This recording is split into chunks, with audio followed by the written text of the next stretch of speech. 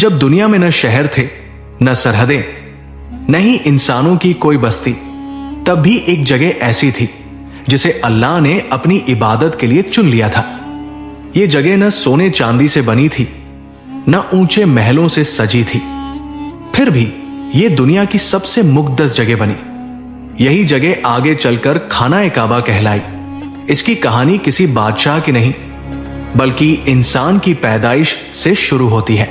ये कहानी पत्थरों की नहीं, बल्कि सजदों की है। इस्लामी रिवायतों के अनुसार जब अल्लाह ने पहले इंसान हजरत आदम को धरती पर उतारा, तो उन्हें यह सिखाया गया कि जैसे फरिश्ते आसमान में अल्लाह की इबादत करते हैं, वैसे ही धरती पर भी एक केंद्र होना चाहिए।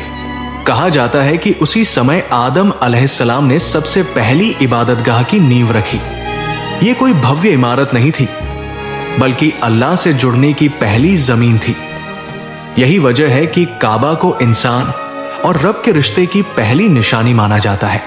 फिर इंसान बढ़े, गुनाह बढ़े और धरती ने ऐसा तूफान देखा जिसने सब कुछ बदल दिया।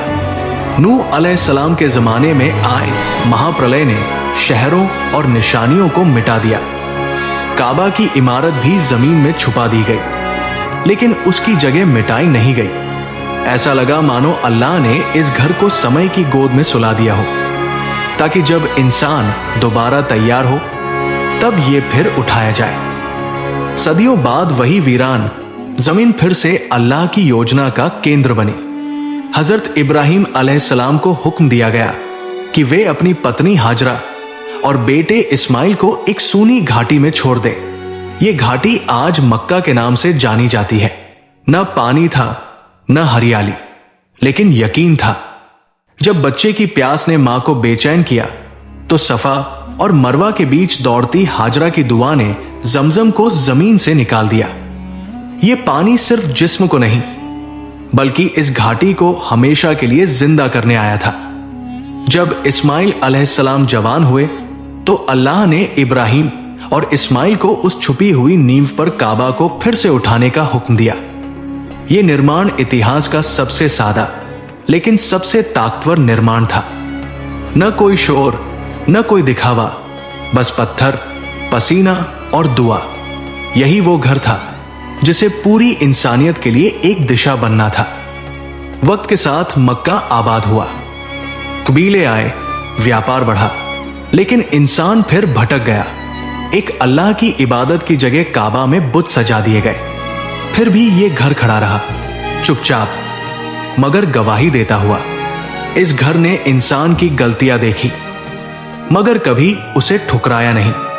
फिर उसी शहर में आखिरी नबी हजरत मोहम्मद की पैदाइश हुई। जब उन्होंने तौहीद का पैगाम दिया, तो सबसे पहले विरोध इसी घर के साए में हुआ।